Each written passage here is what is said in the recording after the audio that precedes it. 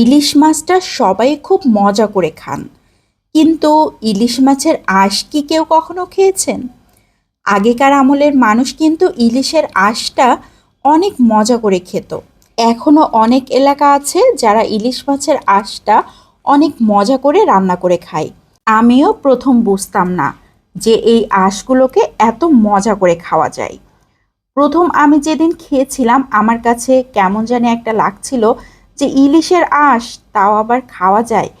কিন্তু আমি যখন খেলাম আসলে এত বেশি টেস্টি, একদম মুচমুচে, খুবই মজা লেগেছিল।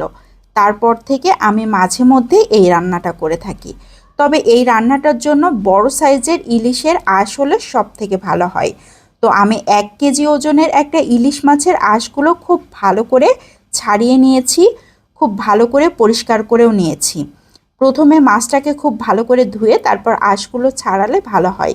তারপর আবার আঁশগুলোকে খুব ভালো করে ধুয়ে পানি ঝরিয়ে নিতে হয়। তো প্যানে তেল দিয়ে আঁশগুলোকে দিয়ে লবণ হলুদ দিয়ে দিয়েছি, এখন অনবরত নাড়াচাড়া করছি। এই আঁশ রান্না করতে কিন্তু খুব বেশি সময় লাগে না, অল্প মশলাতেই অনেক মজা করে এই ভাজিটা করা যায়।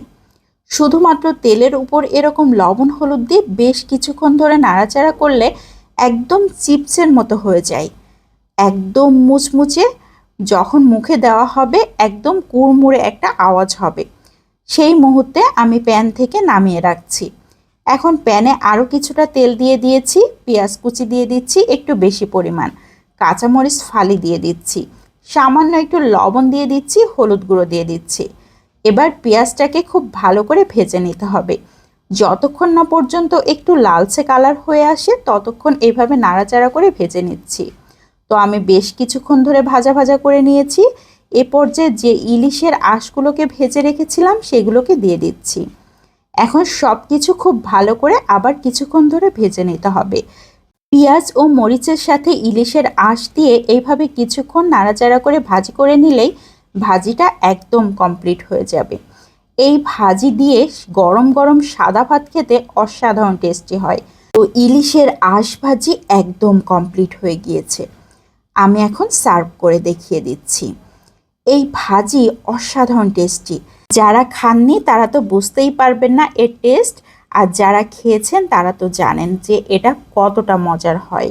অনেকের কাছে খারাপ লাগতে পারে যে ইলিশ মাছের আঁশ আবার খাওয়া যায়, তো যারা খাননি তারা একবার হলেও এইভাবে ট্রাই করে দেখতে পারেন, অসাধারণ টেস্টি হয়। তো যারা একবার খাবেন তারা আবারও খেতে চাইবেন, এতটাই মজার। তো বিদায় নিয়ে নিচ্ছি, সবাই ভালো থাকবেন। আসসালামু আলাইকুম।